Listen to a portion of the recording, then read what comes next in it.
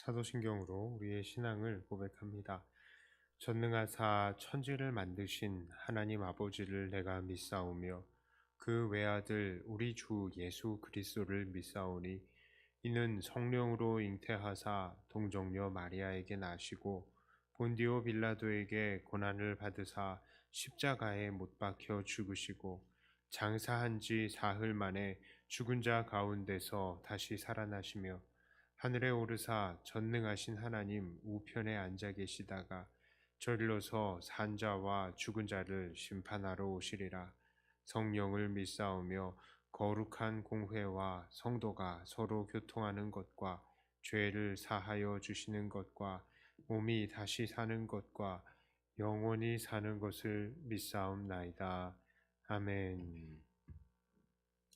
찬송가 429장 찬송가 429장 함께 찬송하도록 합니다.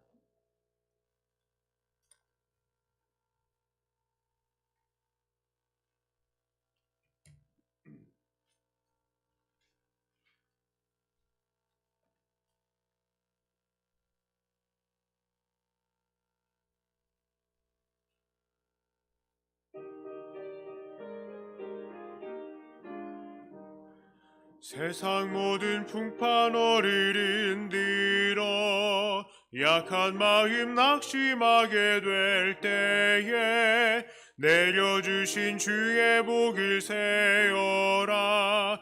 주의 크신 복을 내가 알리라. 받은 복을 세어보아라.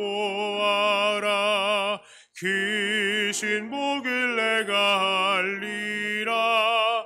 받은 복을 세어보아라. 주의 크신 복을 내가 알리라. 세상 근심 걱정 너를 누리고 십자가를 등에 지고 나갈 때 주가 내게 주신 복을 세어라.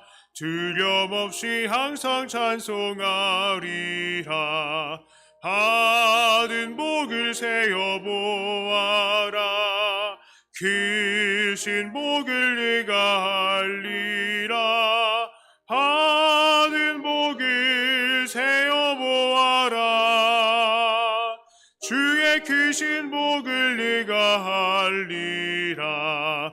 세상 권세 너의 앞길 막을 때 주만 믿고 낙심하지 말아라. 천사들이 너를 보호하리니 염려 없이 앞만 보고 나가라. 받은 복을 세어보아라. 크신 복을 내가 알리라. 받은 복을 세어보아라. 주의 크신 복을 내가 알리라.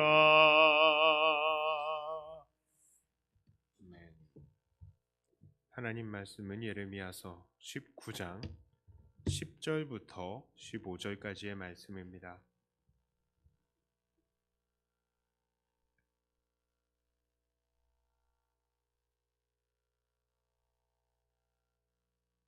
예레미야 19장 10절부터 15절까지의 말씀입니다.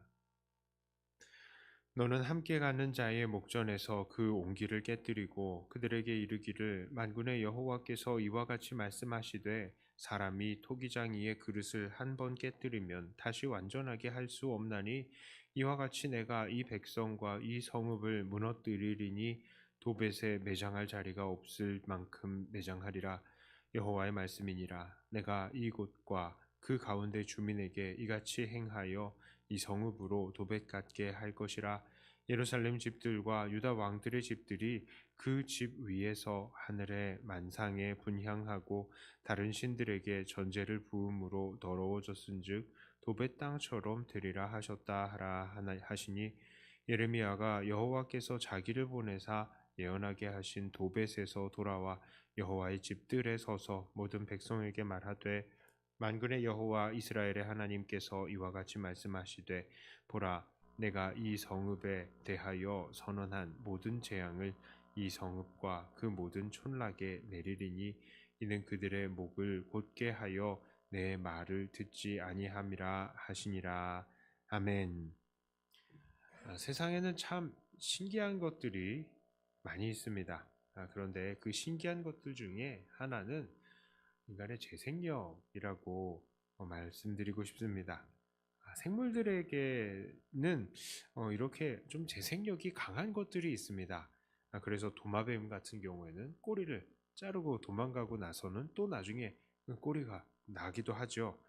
그리고 어, 이파리가 떨어지고 나서 다 죽은 것 같은 가지에서 또 나무의 잎사귀가 또 파릇파릇 돋아나는 신기한 모습을 보여주기도 합니다.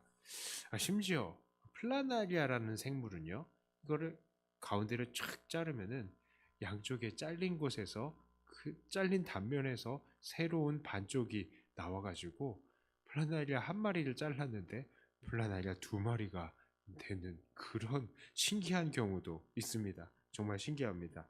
자, 그러나 세상에는 이렇게 한번 잘못되면 그것이 복원이 되는 것들도 있지만 한번 잘못되면 다시는 돌이킬 수 없는 것들도 있습니다. 자, 오늘 예레미야가 백성들에게 경고하면서 깬 것과 같은 이 토기와 같은 것입니다. 토기는 한번 깨지면 다시 원래대로 복원할 수가 없습니다. 기술이 좋아서 아주 좋은 접착제를 사용한다 하더라도 한번 깨진 것은 원래 모양과 역할을 회복할 수가 없는 것입니다. 그런데 오늘 하나님께서는 왜 예레미야를 시켜서 이렇게 토기를 깨라고 하셨습니까? 바로 하나님의 심판이 예루살렘에 임하여서 다시는 돌이킬 수가 없는 그 철저한 패망이 있을 것을 말씀하시기 위한 것이었습니다. 우리가 함께 읽은 본문에서는 도벳이라는 지역이 나오는데요. 이 지역은 바로 예루살렘의 남쪽에 있는 hinnom의 골짜기입니다. 그러니까 예루살렘의 문을 딱 열고 나오면 바로 아래 골짜기가 있거든요. 성문을 열면 바로 아래 골짜기, 거기가 바로 hinnom의 골짜기입니다. 이 hinnom의 골짜기는 너무도 무서운 곳이었습니다. 왜 무서운 곳이냐? 사람들이 우상에게 자기의 자식을 불태워서 바치던 자리였기 때문입니다. 이러한 심각한 죄, 우상 숭배의 죄가 바로 예루살렘 성의 문 앞의 골짜기에서 일어나고 있었던 것이죠. 그래서 하나님께서는 그들에게 경고하시고 이 9절에서는 그들이 심판을 당할 때에 결국 자기 아들과 딸과 친구의 살을 먹게 할 것이다 라고 말씀하십니다. 그래? 니네들 자식들 죽이는 거 좋아하네? 그래, 한번 자식 죽이기를 원 없이 해봐라. 그렇게 말씀하시는 그런 심판인 거예요. 또한 자식을 잡아먹는 것이 무시무시한 이유가 무엇이겠습니까? 자식 잡아먹으면 대가 안 이어지잖아요. 더 이상 대를 이을 수 없는 사람들이 많아지는 것입니다. 이렇게 되면 예루살렘은 더 이상 복구가 불가능한 것이죠. 사람이 없는데요. 하나님께서는 이렇게 예루살렘이 복구 불가능한, 재생 불가능한 심판을 받게 될 것이다 라고 경고하시기 위해서 이 도벳에서 하나님의 백성을 상징하는 토기를 깨버리라 라고 하신 것입니다. 자, 그렇다면 오늘 이스라엘을 향한 예레미야의 예언을 보면서 우리는 무엇을 느껴야 하겠습니까? 그렇습니다. 우리들에게는 장차 돌이킬 수 없는 심판이 있다는 것을 기억하고 얼른 하나님께 돌아가야 한다는 것입니다. 오늘 하나님께서 도벳과 성전에서 이렇게 토기까지 깨가면서 심판을 예언하시는 이유가 바로 이제 정말로 마지막이야. 이제 깨지고 나면 돌이킬 수 없는 토기처럼 너희와 나의 관계도 이제 끝이야. 그러니까 기회가 있을 때 빨리 돌아와라 라고 경고하기 위해서 그 심판을 그 예언을 보여주신 거예요. 그런데 사실 이런 하나님의 경고에 이스라엘 사람들은 조금 식상할 수도 있겠습니다. 왜 그렇습니까? 선지자들은 계속해서 이런 심판을 계속 얘기했거든요. 계속. 그런데 이 사람들은 계속해서 이걸 듣지 않았습니다. 계속해서 이 경고를 무시해 왔어요. 그런데 그때에도 아무런 일도 일어나지가 않고 있었기 때문입니다. 여전히 많은 선지자들이 그렇게 이제 마지막이야, 마지막이야 했는데도 아니야, 아니야, 아니야, 아니야 하고 듣지 않았는데 아무 일도 일어나지 않는데 뭐 이러면서 계속해서 거부해 오는 거예요. 오히려 이렇게 후속으로 선지자들이 다시 경고를 하는 것만 이어가는 겁니다. 이어지는 겁니다. 이제 정말로 정말로 마지막이야. 회개해라라고 말이죠. 그런데 하나님께서는 왜 이렇게 심판을 바로 내리시지 않으셨을까요? 만일 하나님께서 야, 이거 진짜 경고야, 마지막이야 얘기했으면 정말로 마지막이고 그 다음에 바로 심판이 왔다면 백성들은 정말로 심판이 있구나 하면서 얼른 하나님께로 돌아가고 그 심판이 무서운 줄 알 것입니다. 그런데 하나님께서는 선지자들을 통해서 선포하시는 이 회개의 촉구는요, 계속해서 이렇게 야 빨리 회개하란 말이야, 이제 끝이야 라고 말만 하시고 정말 심판을 안 내리시는 경우가 많았던 것이죠. 대체 왜 그러셨습니까? 그것은 바로 하나님의 사랑하심과 오래 참으심 때문이었습니다. 이것은요, 마치 부모가 자녀들을 향해서 야, 너 10살 동안에 순종 안 하면 맞아 라고 말을 해놓고 9에서 10로 차마 넘어가지를 못하고 9의 반, 9의 반의 반, 반의 반의 반 이렇게 말하는 것과 같은 마음인 것입니다. 그런데 이스라엘 백성들은 이런 하나님의 사랑하심과 오래 참으심에 어떻게 반응한 거예요? 에이, 뭐 심판 오겠어? 이런 무시와 불순종의 태도로 반응하게 되는 것이죠. 더 나아가서 하나님의 사랑과 오래 참으심을 이용하고 악용하게 되는 것입니다. 자, 그러나 하나님의 사랑, 우리 하나님은 사랑의 하나님이시기도 하시지만 분명히 공의의 하나님이시기도 하십니다. 그러므로 죄악은 반드시 심판하시는 분이시죠. 그러므로 확실히 말씀드립니다. 분명히 심판이 있습니다. 그리고 이렇게 끝까지 이스라엘 사람들처럼 정말 끝까지 하나님의 오래 참으심을 이용하고 악용하려고 하면 분명히 그들이 심판을 받고 큰 고난을 받는 것과 같은 그런 심판, 돌이킬 수 없는 심판을 받게 되는 것입니다. 우리가 받을 돌이킬 수 없는 심판은 무엇입니까? 바로 천국과 지옥의 심판이 있습니다. 마지막에 심판이 있은 후에 우리는 천국 혹은 지옥에 거기서 영원히 살게 되는 것입니다. 누가복음 16장에서 우리 주님께서는 거지 나사로를 이야기를 하시면서 천국과 지옥을 설명하셨습니다. 그때 무엇이라고 말씀하십니까? 이 천국과 지옥 사이에는 큰 구렁텅이가 있어서 서로 건너갈 수가 없다 합니다. 그렇습니다. 한번 결정된 영혼은 결코 변개할 수가 없는 것입니다. 그러므로 우리는 어떤 삶을 살아야 합니까? 바로 기회가 있을 때에 잘해야 합니다. 기회가 있을 때에 순종하고, 기회가 있을 때에 더 예배드리고, 기회가 있을 때에 섬기고, 기회가 있을 때에 전도하고, 기회가 있을 때에 회개해야 합니다. 기회가 항상 있는 게 아니거든요. 만약 우리가 그 기회를 놓치게 된다면 우리는 다시 돌이킬 수 없게 될 수도 있는 것입니다.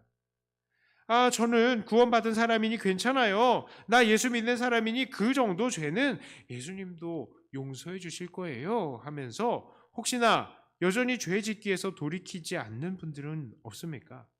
바로 그런 태도, 즉 죄를 미워하지 않는 태도가 우리 주님의 원수가 되고 있다는 것을 깨달으셔야 됩니다. 구원을 확신하고 있습니까? 그것은 참 잘하시는 것입니다. 그러나 나는 구원을 확신하고 있는데 사실 하나님께서는 그렇게 생각하시지 않고 계신 것은 아닌지 우리는 두려워해야 합니다. 오늘 우리가 사는 하루는 어쩌면 우리에게 주어진 우리의 마지막 기회일 수도 있습니다. 언제 어떻게 주님께서 우리에게 다시 오실지, 아니면 우리가 언제 어떻게 주님께로 가게 될지 우리는 아무도 장담할 수가 없기 때문입니다. 그러므로 기회가 있을 때에 그 기회를 잡으시기를 바랍니다. 이것이 우리가 이 땅에서 있을 때에 하나님께 드릴 수 있는 마지막 헌신이요, 마지막 충성이 될 수 있는 것입니다. 이렇게 날마다 우리에게 기회가 주어질 때에 그 기회가 마지막인 것처럼 최선을 다해서 순종하시고 하나님의 기쁨이 되시는 사랑하는 저와 여러분들이 다 되시기를 주님의 이름으로 축복합니다. 기도합니다. 하나님 아버지, 그렇습니다. 오늘 우리가 겪고 있는 이 순간, 보내고 있는 이 순간이 우리의 삶 속에 마지막 순간일 수도 있는데, 하나님, 우리는 기회가 있을 때 더 충성하고, 기회가 있을 때 더 사랑하는 자들, 기회가 있을 때에 더 전도하고, 더 주님께 영광 돌리는 우리들이 되게 하여 주시옵소서. 하나님, 우리의 삶을 돌아봅니다. 우리의 삶 속에서 미흡했던 것들은 무엇입니까? 이것들을 잘 정리하는 우리가 되게 하여 주시고 하나님 앞에서 우리가 받은 사명에 충실하며 하나님의 기쁨이 되는 우리가 되게 하여 주시옵소서. 혹시 여전히 회개하지 못하고 여전히 습관적인 죄 가운데에 있는 것은 없습니까? 하나님 우리를 불쌍히 여기시고 이 습관적인 죄를 이겨나갈 수 있는 우리들이 되게 하여 주시옵소서. 하나님 우리 백동교회가 더 기회가 있을 때마다 더 주님께 충성하고 더 주님께 즐겁게 예배하는 데에 힘쓰는 교회, 더 땅끝까지 복음 증거하는 데에 수고하는 교회 되게 하여 주시옵소서. 이 시간에 기도합니다. 기도할 때에 주님을 더욱더 닮는 우리가 되게 하여 주시고 주님의 뜻을 고백함으로 하나님 우리도 기도를 배워가며 더 기도에 헌신하는 자들이 되게 해 주시옵소서. 감사드리며 우리 주 예수님 이름으로 간절히 기도 드리옵나이다. 아멘. 하늘에 계신 우리 아버지여, 이름이 거룩히 여김을 받으시오며 나라의 임하옵시며 뜻이 하늘에서 이룬 것 같이 땅에서도 이루어지이다. 오늘날 우리에게 일용할 양식을 주옵시고 우리가 우리에게 죄 지은 자를 사하여 준 것 같이 우리 죄를 사하여 주옵시고 우리를 시험에 들게 하지 마옵시고 다만 악에서 구하옵소서. 대개 나라와 권세와 영광이 아버지께 영원히 있사옵나이다. 아멘. 받은 말씀 가지고 또 교회를 위해서 기도하시고 각자 가지고 나오신 기도 제목으로 기도하시다가 돌아가도록 하겠습니다.